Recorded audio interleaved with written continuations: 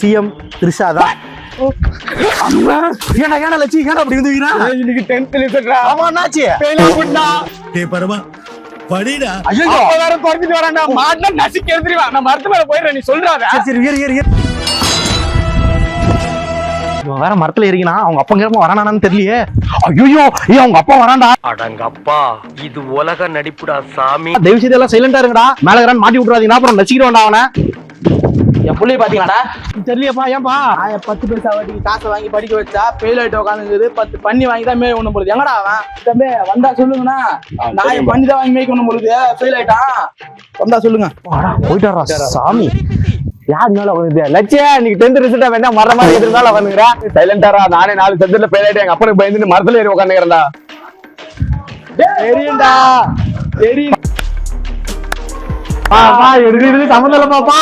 ஐயோ 4 சப்ஜெக்ட்ல ஃபெயில் ஆயிட்டு நாய் மாதிரி ரோடா ஓட விட்டுங்கடா. கீழே இறங்கி வாடா.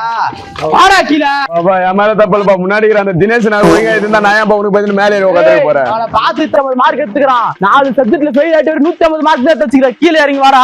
ஆத்திரத்தை கலப்பாத. ஓப்பா விட்டுரு பார்த்தா அந்த வருஷம் அட்டம் டேரி கூட கிளியர் பண்ணிடுறப்பா. அட்டம்ப்ட்லாம் இல்ல 10 பண்ணி தான் கீழே வாடா நீ. ஐயோ சோலி முடிச்சு.